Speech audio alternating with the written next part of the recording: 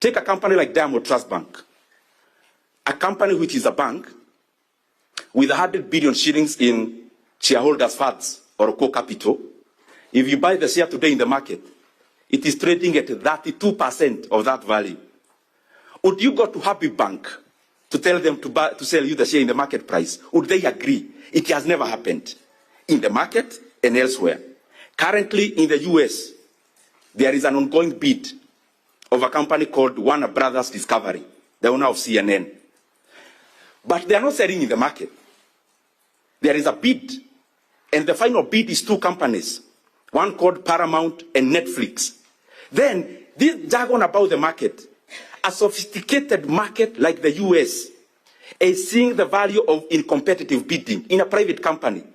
But here in Kenya, we have been cornered by our buyers, and we are now talking the language of market price. It will be wrong, and history will not judge us very well if you continue with this transaction with this kind of consideration. Second, I have already heard of that process. Chair, 6 billion shares we are selling with our population. It means the government is selling my 100 shares as Ndindi Nyoro. If you divide the shares we are selling, Chair, and you give Kenyans their share, everyone in this hall, because you are all Kenyans, today will be allocated 100 shares. So we must look at it that way. So my 100 shares, what is the process that has been taken for the buyer to be identified? What was the process? How did you one day wake up and decide we are going to sell to the current buyer?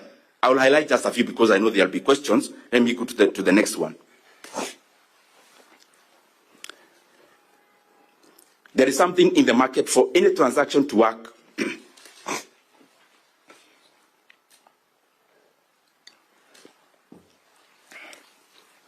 For any transaction to work efficiently, Chair, there is something called information symmetry.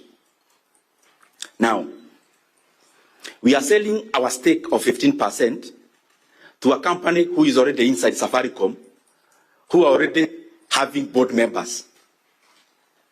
So definitely, they already have a step ahead of any other person who would think of buying our stake because of the information asymmetry. That is something else that we have to look at.